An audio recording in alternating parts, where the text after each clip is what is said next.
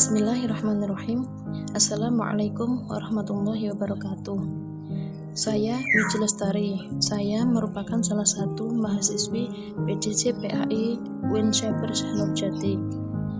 Di sini saya akan mempresentasikan tentang komponen utama sistem komputer, di mana presentasi kali ini merupakan salah satu syarat untuk memenuhi ujian akhir semester dari Bapak dosen Bapak Saluki dengan mata kuliah Pengantar Teknologi Informasi dengan tema yaitu komponen utama sistem komputer. Komponen utama sistem komputer ada dua bagian, yaitu perangkat keras atau hardware dan perangkat lunak atau software. Apa itu perangkat lunak dan perangkat keras? Komponen utama sistem komputer yang pertama adalah perangkat keras atau hardware. Apa itu hardware? Dalam dunia teknologi informasi, istilah hardware adalah salah satu komponen yang paling mendasar yang harus dipahami. Hardware adalah komponen fisik dari sistem komputer yang dapat disentuh, dilihat, dan dirasakan. Berbeda dengan software yang bersifat digital, hardware mencakup segala perangkat nyata yang mendukung jalannya sebuah sistem komputer. Jika dijelaskan lebih rinci, hardware dalam sistem komputer adalah perangkat keras yang berperan sebagai alat eksekusi berbagai proses yang dikendalikan oleh perangkat lunak. Hardware mencakup berbagai komponen, mulai dari perangkat input seperti keyboard, mouse, perangkat output seperti monitor dan printer. Apa fungsi utama dari hardware? Fungsi utama dari hardware atau perangkat keras dalam sebuah komputer sangatlah luas dan kompleks. Setiap jenis hardware memiliki peran spesifik untuk dalam menjalankan tugasnya. Fungsi utama dari hardware adalah diantaranya pemrosesan data, penyimpanan data, interaksi pengguna dengan sistem, menyediakan output. Contoh dari hardware adalah CPU, RAM, storage, input dan output devices, motherboard, dan BSU. Contoh pertama bagian dari perangkat keras atau hardware yaitu CPU. Apa itu CPU?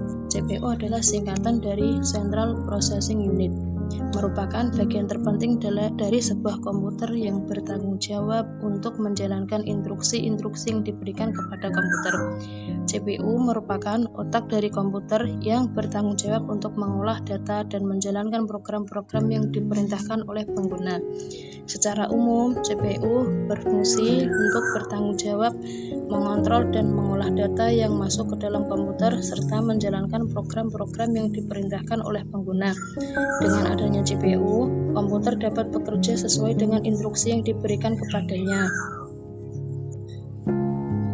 CPU terdiri dari beberapa bagian yang saling bekerja sama untuk menjalankan instruksi-instruksi yang diberikan kepada komputer.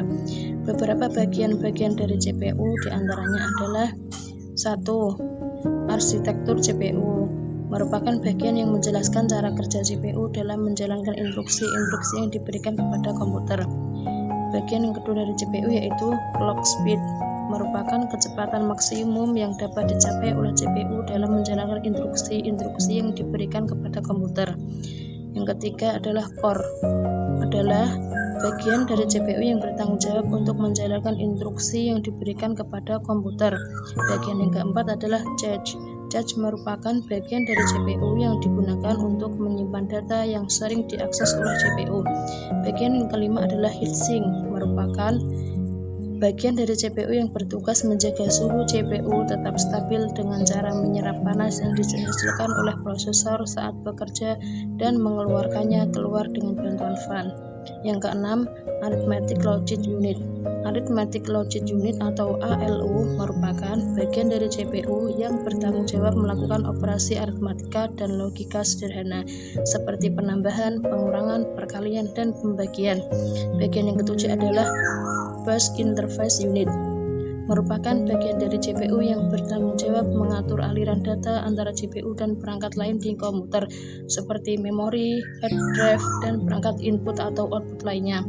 Bagian yang kedelapan yaitu Control Unit, atau CU. Control Unit atau CU merupakan dari CPU yang bertanggung jawab mengontrol seluruh aktivitas yang terjadi di dalam komputer seperti membaca instruksi dari memori, mengontrol aliran data, dan mengirimkan sinyal ke perangkat lain di komputer.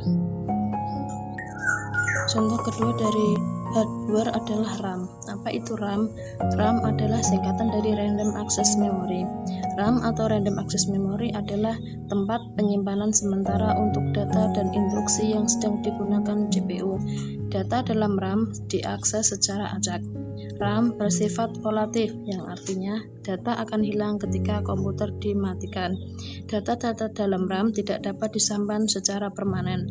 Hal ini dikarenakan sistem dalam RAM yang didesain untuk menyimpan data sementara selama sambungan listrik tersedia pada perangkat, yang artinya jika sambungan listrik terputus, maka data dalam RAM akan hilang. Fungsi dari RAM adalah menyimpan data sementara, mendukung aktivitas multitasking, dan 3. membantu kerja prosesor. Contoh yang ketiga dari hardware adalah storage. Apa itu storage? Storage adalah tempat penyimpanan permanen untuk program, data, dan sistem operasi. Fungsi utama dari storage adalah menyimpan data secara persisten atau data masih tetap tersimpan meskipun perangkat atau komputer dalam keadaan mati. Selain itu, storage berfungsi untuk membantu dalam mengorganisasi dan mengelola data dengan cara yang terstruktur. Fungsi yang lainnya, yang kedua adalah berperan dalam menjaga keamanan dan integritas data dengan adanya fitur keamanan. 3. Penggunaan lainnya adalah sebagai penyimpanan data cadangan atau backup. Contoh dari storage adalah HDD atau hard drive. HDD atau hard drive adalah sebagai media penyimpanan yang menggunakan piringan magnetik untuk menyimpan data. Contoh dari storage yang kedua adalah solid state drive atau SSD, memiliki teknologi semikonduktor tanpa bagian bergerak untuk menyimpan data. Kelebihan dari SSD yaitu memiliki kecepatan akses yang lebih tinggi dibanding HDD. Contoh perangkat keras atau hardware yang selanjutnya adalah input devices dan output devices. Input devices dan output devices merupakan contoh dari perangkat keras berdasarkan fungsinya. Input devices adalah perangkat-perangkat yang digunakan untuk memasukkan data dan instruksi ke dalam komputer. Contoh dari input devices adalah keyboard, mouse, touchpad, webcam, scanner, mikrofon, dan lainnya. Kemudian, output devices adalah perangkat-perangkat yang digunakan untuk menghasilkan atau menampilkan hasil dari pemrosesan komputer. Contoh dari output devices adalah monitor, printer, speaker, dan headphone. Contoh perangkat keras selanjutnya adalah motherboard. Dari sekian banyak komponen, motherboard bisa dibilang menjadi salah satu komponen perangkat keras yang memiliki fungsi krusial pada komputer. Tanpa motherboard, hubungan antar komponen pada komputer akan berantakan. Apa itu motherboard? Motherboard adalah papan sirkuit utama yang terdapat di dalam sebuah komputer. Motherboard adalah komponen yang memiliki tugas utama untuk mendistribusikan listrik dan memfasilitasi komunikasi antar perangkat komputer ataupun perangkat periferal lainnya. Motherboard menjadi tulang punggung utama proses komunikasi antar perangkat CPU, RAM, memori penyimpanan, dan seluruh komponen lain dari perangkat keras komputer. Fungsi utama motherboard adalah untuk mengelola hubungan atau komunikasi antar komponen yang terdapat pada komputer. Beberapa fungsi motherboard lainnya adalah mengatur aliran data dan menyediakan jalur komunikasi antar semua komponen komputer. 2. Mendistribusikan listrik ke semua komponen yang memerlukan daya termasuk CPU, RAM, dan GPU. 3. Menyediakan slot ekspansi dan menghubungkan perangkat tambahan pendukung pada komputer seperti monitor, keyboard, speaker, dan lainnya. 4. Menyediakan soket untuk CPU agar dapat terpasang dengan aman dan terhubung secara efisien ke komponen lainnya. 5. Mengelola sinyal dari perangkat input seperti keyboard, mouse, dan lainnya. 6. Menyediakan dukungan firmware komputer untuk menjalankan perintah dasar seperti BIOS yang memungkinkan komputer dapat booting. Contoh hardware atau perangkat keras yang terakhir adalah PSU. Apa itu PSU? PSU adalah singkatan dari Power Supply Unit. PSU adalah komponen yang menyediakan daya listrik yang diperlukan oleh semua komponen komputer. PSU saat ini telah dirancang sedemikian rupa untuk mampu mengubah bahan dasar energi semisal energi matahari, angin, hingga kimia menjadi energi listrik. Bagi komputer dan komponen lainnya, komponen power supply ini sangat penting dan tidak dapat diremehkan. Dapat dipastikan bila komponen ini mengalami permasalahan, maka perangkat tersebut tidak akan mungkin berfungsi secara normal. Saat menghidupkan sebuah perangkat seperti komputer, maka seketika itu juga PSU atau power supply langsung melakukan semacam pemeriksaan serta tes sebelum sistem operasi pada komputer tersebut dijalankan. Fungsi utama power supply adalah mengubah daya AC dari sumber listrik menjadi daya DC yang digunakan oleh komputer. Beberapa fungsi lainnya adalah mengubah arus dari tegangan listrik supaya tidak melebihi batas maksimal pada sebuah perangkat. 2. Membuat daya cadangan berupa baterai. Sebagai contohnya adalah sebuah UPS sebagai bentuk antisipasi mencegah matinya listrik secara mendadak sehingga suplai energi terputus. 3. Mengubah arus dengan tegangan tinggi AC menjadi arus dengan tegangan rendah arus DC. Komponen sistem komputer yang kedua adalah perangkat lunak atau software. Perangkat lunak atau software merupakan sekumpulan instruksi, data, atau program komputer yang dirancang untuk menjalankan tugas tertentu pada perangkat keras atau hardware komputer. Software tidak memiliki bentuk fisik dan tidak dapat disentuh, tetapi memungkinkan komputer untuk beroperasi dan melakukan berbagai fungsi. Contoh dari software atau perangkat lunak adalah sistem operasi, aplikasi, dan perangkat lunak lainnya. Sistem operasi atau operating system atau biasa disebut dengan OS adalah perangkat lunak yang mengelola semua sumber daya komputer dan menyediakan antarmuka bagi pengguna untuk berinteraksi dengan komputer. Dalam arti lain, pengertian OS adalah perangkat lunak yang terdiri dari beberapa komponen software yang berfungsi untuk mengontrol semua aktivitas yang dilakukan komputer. Fungsi dari sistem operasi atau OS adalah 1. Manajemen sumber daya komputer. OS berperan sebagai pengatur semua aktivitas yang terjadi di dalam suatu sistem komputer. 2. Berperan sebagai aplikasi dasar sebuah perangkat. OS menjadi dasar dari semua pembentukan program mulai dari awal hingga program tersebut bisa berjalan sesuai dengan fungsi dan tugasnya. Semua perangkat komputer pasti membutuhkan sistem operasi. Tanpa adanya OS, sebagus apapun komputer sudah pasti tidak akan bisa digunakan. 3. Menghubungkan hardware. Sistem operasi berperan sebagai jembatan yang mampu mengkoordinasikan semua perangkat dalam waktu yang sama. Misalnya mouse, keyboard, disk, penyimpanan internal, serta GPU. Fungsi yang keempat adalah mengoptimalkan fungsi sebuah perangkat. Selain fungsinya sebagai penghubung antar perangkat keras dan perangkat lunak, OS juga dibekali kemampuan untuk mengatur semua serta mengendalikan fungsi dari suatu perangkat. Fungsi yang kelima, mengatur sistem kerja perangkat. OS mampu mengatur atau memanajemen sumber daya komputer dengan sangat baik. Fungsi yang keempat, antarmuka pengguna yang intuitif. Fungsi selanjutnya adalah sebagai fasilitator antar komponen dengan user. Interaksi ini bisa berupa grafik user interface seperti menu dan ikon. Adanya fungsi ini membuat pengguna semakin mudah untuk berinteraksi dengan komputer.